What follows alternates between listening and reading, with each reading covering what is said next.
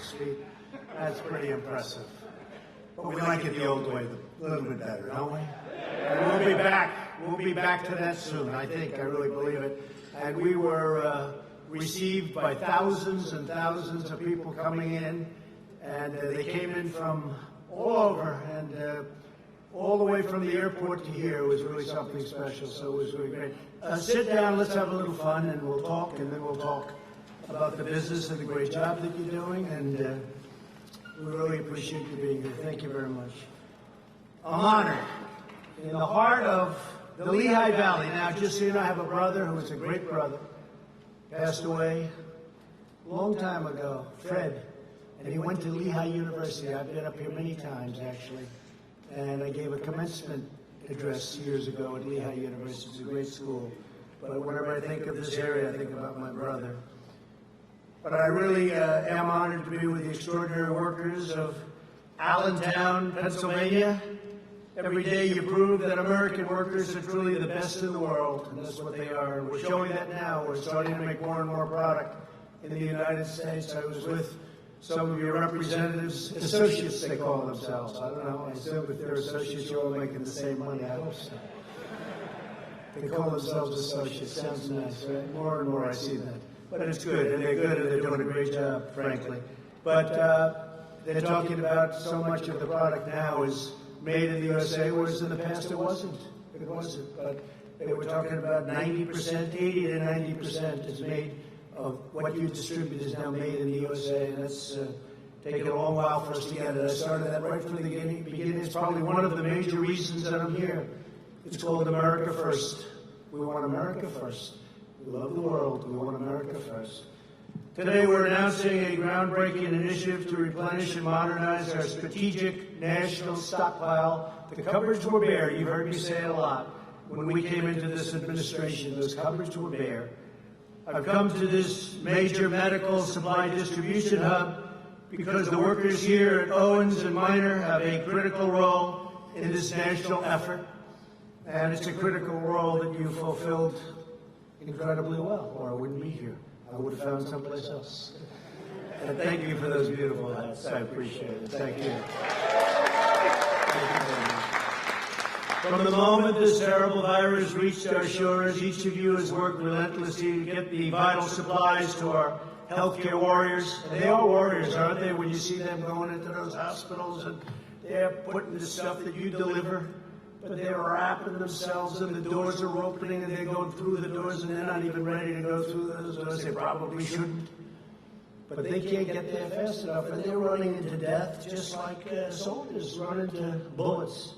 In a true sense, I see that with the doctors and the nurses and so many of the people that go into those hospitals. It's incredible to see. It's a beautiful thing to see. But I really call them warriors. We're all warriors. Everyone in our country is a warrior. We have to be, because of what happened. And it should have never happened. It should have been stopped at the source. But each of you has worked relentlessly to get those supplies to our healthcare warriors and all across the hospitals, and specifically for this plant in New York, New Jersey, and Pennsylvania. As you know, the pandemic has inflicted profound hardship, especially in the areas that you serve. Within one heartbeat, America grieves for every life and every family, all of those that have been lost, and all over the world. 186 as of this morning, 186 countries. What a horrible shame. And we thank God for the courage of those on the front lines. And you make it possible for them. Just as the men and women of Allentown have done it every generation. I know it well. The workers at this facility have answered the call in America's hour of need. Many of you are working long before dawn, get up and you go to work, and long after midnight. I know your hours. I was talking to your people and your representatives. They say, you wouldn't even, I'm saying one of the hours, they said, you won't even believe it. I said, but I work those hours too. We're all working hard. You're driving forklifts, staging pallets, packing, picking, loading, and shipping all sorts of things all over these primarily 3 states. Since February, you have deployed an amazing 1.75 million N95 respirators, and you make them now yourselves. 3.4 million gowns, 80 million gloves, and much more. And on behalf of our nation, I want to thank you because you're making America proud. We really do. We thank you very much. Thank you all. Thank you.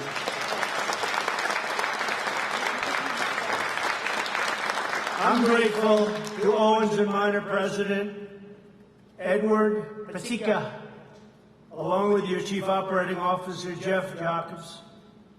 We're also joined by Secretary Alex Azar doing a terrific job, and your statement to the press today was fantastic. He made a very impassioned, strong, powerful statement today. FEMA Administrator Pete Gaynor. Pete, thank you very much. Great job. Fantastic job. You're dealing directly, and you and Admiral John Polovchek. Where's the Admiral? Great job. Thank you very much. Are they doing a good job here, Admiral? Huh? Good. When the Admiral says yes, that means you're doing a good job. And the CEO of the U.S. International Development Finance Corporation, Adam Bowler. Thank you, Adam. Fantastic. Every incredible worker here today is part of the greatest mobilization of American society since World War II. You know that, right? We've done things with generators and ventilators and so many different things. We're making products that nobody ever thought would ever need in any mass form. Ventilators is the biggest thing. We made plenty of ventilators, which was very little in the country because most hospitals didn't need very many. And all of a sudden they said, we need hundreds of thousands of ventilators. We need kinds of numbers that you wouldn't believe. And we were mobilized, and with Adam and with the Admiral and with all of these people, and Jared, somewhere Jared is here. What they did is incredible. We brought geniuses in from Silicon Valley. And all of a sudden, within a short period of time, we had 11 plants out making ventilators.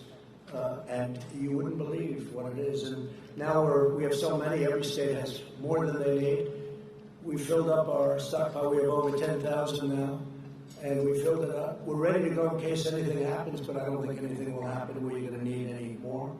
And we're now helping other countries with ventilators because nobody can make, you can't make them. They're very tough to make, very expensive.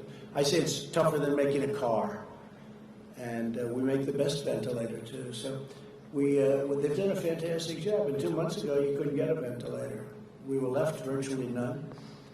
Over the past few months, the federal government has partnered with Owens Minor and other distributors to launch the very successful and historic Project Air Bridge, which is really being thought of and spoken of in glowing terms. Nearly 150 flights have brought 95 million masks, 16 million gowns, and 921 million gloves to America. Can you believe that? 921 million gloves. It's not even conceivable. Guided by our team, workers like you distributed over 1 billion pieces of protective gear to places in need. A truly remarkable accomplishment. After meeting the immediate demand, we'll be transforming and transitioning from Project Airbridge to Sealift, where we're using big ships, giant ships. It's less expensive, and they can carry a lot more. And we don't need the speed anymore because we're very stocked up. Now, as our country begins a safe and gradual reopening, we're launching a monumental effort to replenish and rebuild the strategic national stockpile. And we also did that, by the way, with fuel. When oil went down, we replenished our strategic national reserve. And we got it for a great price. We didn't believe what went on with fuel. But now it's starting to go back, and we're saving our energy industry. Because people didn't need too much gasoline when there were no cars on the road. And I said to the governors, I said, there are no cars on the road. This is a good time to fix your highways. Fix your highways now. Some did, and some didn't. Right? They didn't. They were worried that two people working 35 feet away from each other or driving a tractor or whatever they might be doing, they'll catch the virus. But the ones that did were really helped because you went from being these massive traffic jams to having no traffic. And I can tell you, Florida was a state. Great governor. And Ron was was he told me, he said, I'm doing it. I said, it's a good thing. Not everybody did it. Ron DeSantis, governor of Florida. But some did, and they saved tremendous amounts of money. And in rush hour, they're building, and they hardly had to close a lane. So, you know, there are a lot of good things you can do, but some people decided not to do that. Under the previous administration, the stockpile was depleted and never fully refilled. Most of the N95 masks were distributed during the N1H1. Now, you know who says that, right? N1H1. Who says that? Sleepy Joe Biden. Remember? He said the N1H1. I said, isn't it the other way around? He said, yes, sir. But he said it, so it doesn't make any difference. But during the H1N1, and that's the swine flu, and there was a pandemic in 2009 that was not well handled at all, got very poor marks.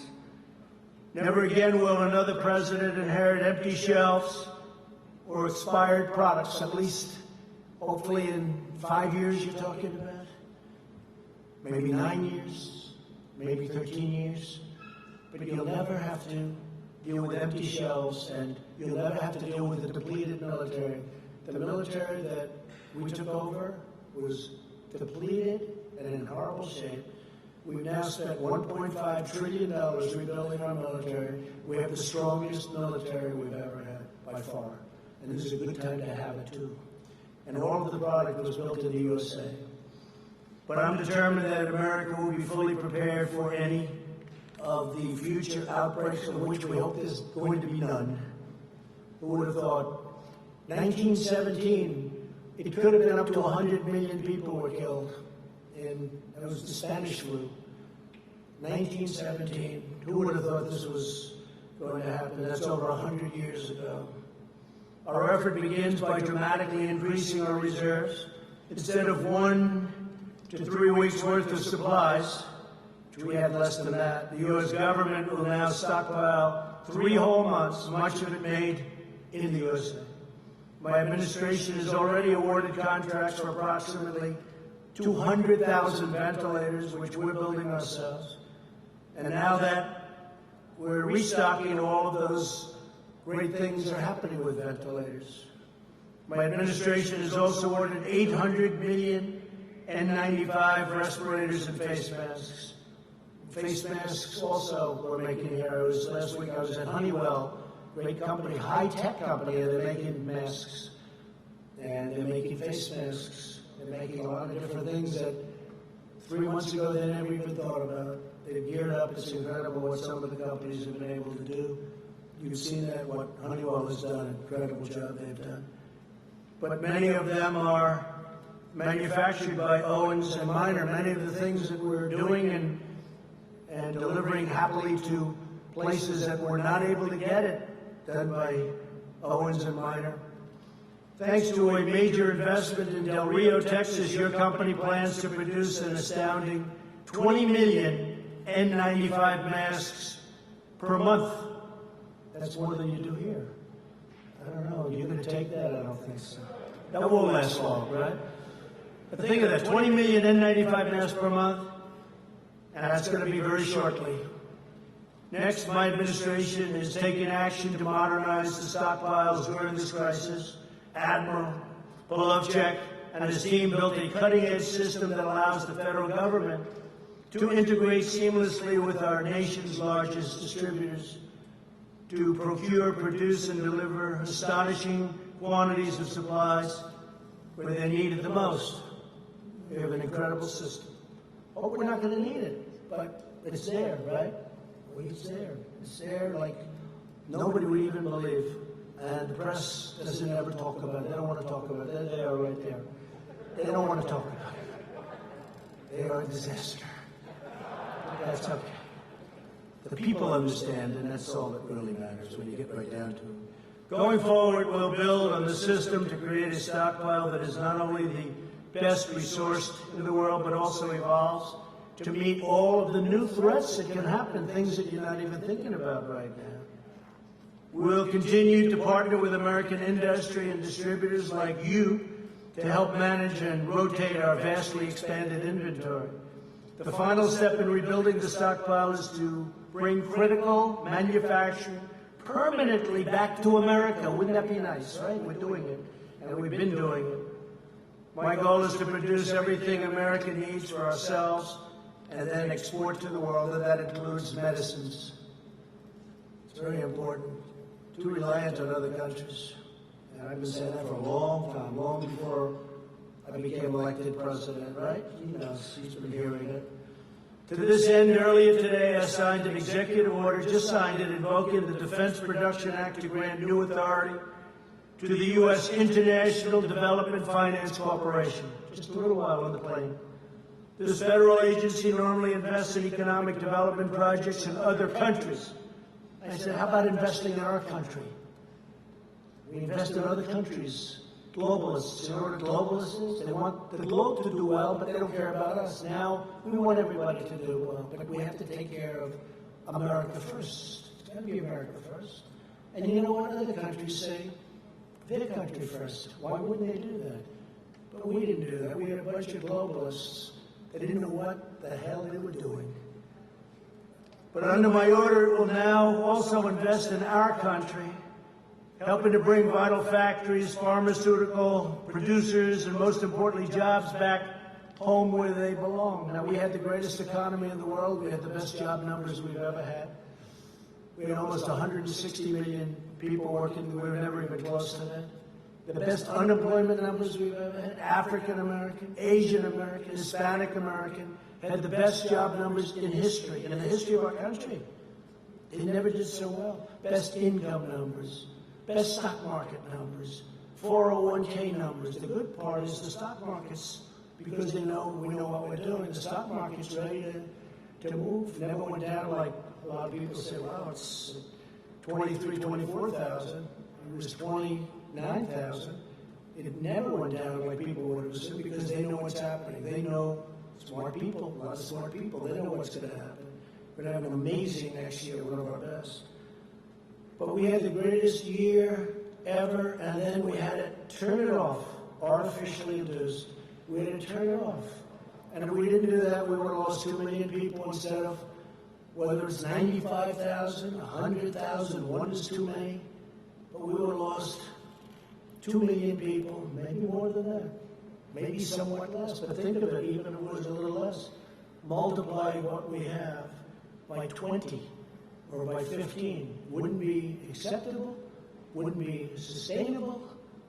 People would have said, what's going on over here? Multiply as bad as you've seen it. And you know, you can say what you want about the flu, but I've never lost anybody to the flu that I mean, I've had people, friends, they have the flu, they're sick, they don't feel good.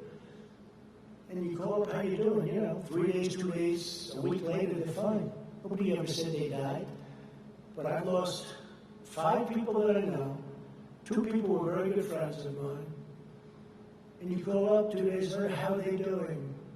So they were in a coma. I said, they were in a coma. Now, they were older. I wouldn't say they were the greatest of health. I wouldn't say their weight was perfect. Not perfect. But they died. So it's just a terrible, terrible thing.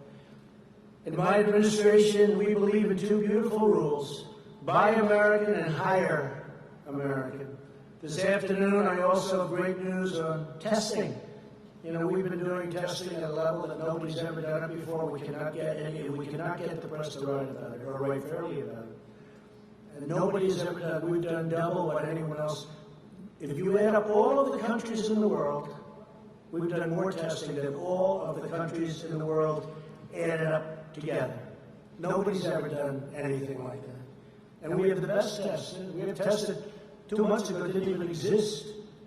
Our great companies came up with things, Abbott Laboratories and so many others. They came up with things at Roche.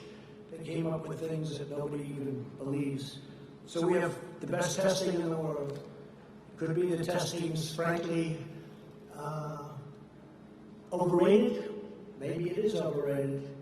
But whatever they start yelling, we want more, we want more. You know, they always say, we want more, because they don't want to give you credit. Then we do more, and they say, we want more. But we have the greatest testing in the world. But what we want is we want to get rid of this thing. That's what we want. We want to get rid of this thing. This afternoon, I also have great news on that testing. America has now conducted its 10 millionth test. That's as of yesterday afternoon. 10 million tests we get. 10 million. And CBS has just committed to establish up to 1,000 new coronavirus testing sites by the end of this month. And the 10 millionth will go up very, very rapidly. And don't forget, we have more cases than anybody in the world. But why? Because we do more testing. When you test, you have a case. When you test, you find something is wrong with people. If we didn't do any testing, we would have very few cases. They don't want to write that. It's common sense. So we test much more, many, many times. South Korea, you hear about? I spoke with the president of South Korea. I spoke with many different presidents, prime ministers. They can't believe what we've been able to do on testing. They can't believe what we've been able to do on ventilators. We're sending them ventilators. Other countries, Italy, Spain, other countries, France is having tremendous problems. We're helping them with ventilators. They can't believe the job we're doing. And it's not me, it's the people, all of these people, but it's the people that are doing it, and they have to be given the proper credit for what they've done, because what they did is a miracle. No other country in the world has done what we've done. And they feel very free now to call us because they need help, especially with the ventilators, because that's hard. That's not a cotton swab. That's a very hard thing, very, very hard thing to produce. Joining us today are a few of the workers who have kept our hospital supplied through this crisis and take part in a great, great rebuilding that's going forward. I say it's the transition to greatness. The transition is the third quarter. The fourth quarter is going to do very well. And next year is going to be through the roof. You have to get your governor of Pennsylvania to start opening up a little bit. You have areas of Pennsylvania that are barely affected, and they want to keep them closed. Can't do that. Dennis DiCarlo is a Marine Corps veteran who served our country in the Gulf War and Somalia. Now he continues that spirit of service as an operations supervisor. And Dennis, please come up and say a few words. Come. Thank you.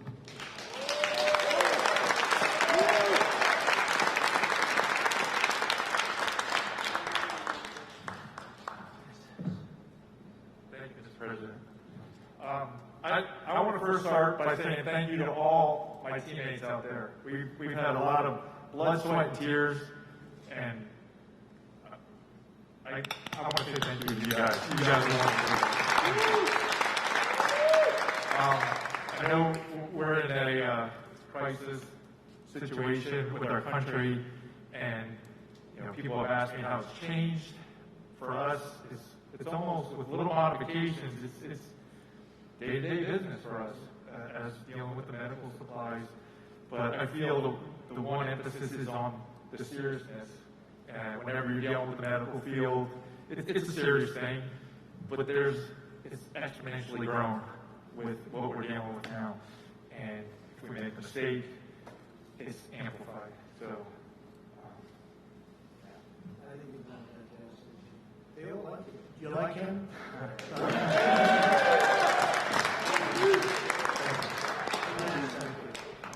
Good job. Good man. Give him my hand. Come on.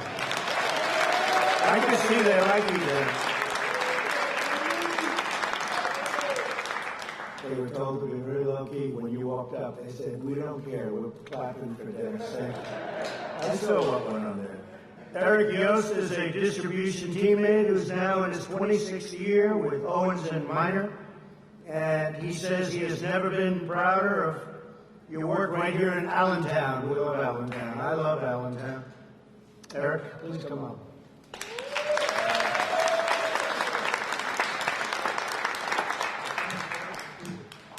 Wow, wait a minute, I'm like short. Okay. Sorry about that. Yes, I want to thank you also. If it wouldn't be for this great team of Owens and Minors all over the nation, we wouldn't be here today. I want to thank you all. Thank you again.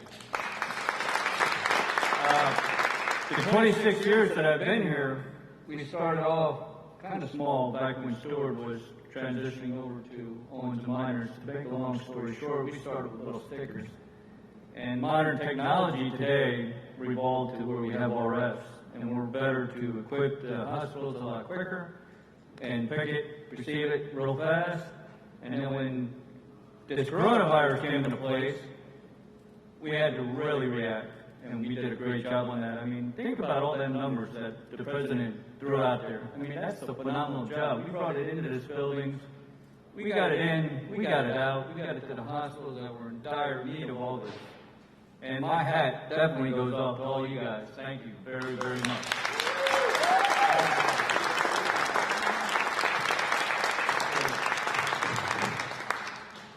Thank you very much. Carol Tim is a safety and training coordinator who has taken on extra duties during the emergency. Carol, please come up. Thank you, Carol.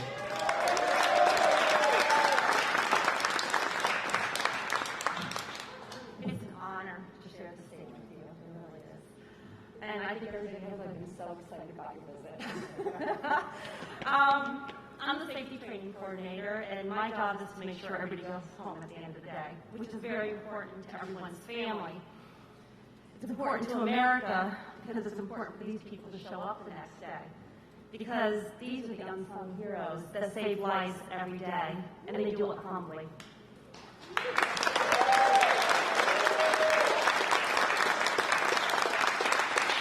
Mr. President, I wish you could have been here when we get the order to start transporting the masks and the gowns and everything that needs to go out to these hospitals. When that order came in, teammates from all different shifts just stopped without hesitation, and they flowed like magic in this facility. It was amazing to be able to see that, and they did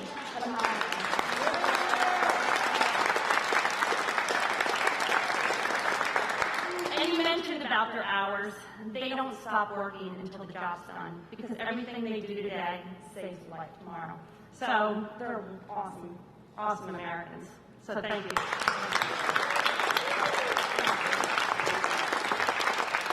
Thank you, Carol. Great job. And you're really blessed in this state with some tremendous congressmen who really worked hard and are really incredible teammates. Sean Parnell is going to be fantastic too. I hope that all works out. But he's an outstanding person. But they really work very hard. And I can say that some don't and some do. In the state, you have a lot of hard workers, so you're very well represented. But I want to thank you all, because for generations, American greatness was made, forged, and won in places like Bethlehem and Easton. It's the home of Larry Holmes, right? Larry Holmes. Is he still in Easton? Oh, good. Well, say hello. He was some fighter, huh? He used to talk about Easton. That's great. Say hello to Larry. And Allentown, your ancestors in this region are the patriots who mined the coal, loaded the rail cars that bored the steel that built our biggest cities and raised our tallest towers. I built some of them. This is the places where it starts. In the 20th century, Pennsylvania workers helped put America on top of the world. Now we're reclaiming our heritage as a nation of manufacturers. You saw how good those numbers were, going up, up, up. We're going to have an interruption, but you watch what happens starting in the fourth quarter, probably starting in the third quarter a little bit, transition quarter. We're going to be bigger and better than ever. We've learned a lot. We've also learned not to rely on others so much. Let's do it ourselves, let's build it ourselves, let's make it ourselves. But you're going to be a nation of manufacturers, and Pennsylvania workers will once again, you're going to lead the way. With your help, we will vanquish the virus. We're going to vanquish the plague. I call it the plague, because that's what it is. We'll get our nation back to work, and we will build our glorious future with American hands and American grit and American pride, your heart. I want to thank you to everyone at Owens and Minor. I want to thank you for this great area of the world. As I told you, I think of Fred, my brother Fred. God bless you, and God bless America. Thank you very much. Thank you.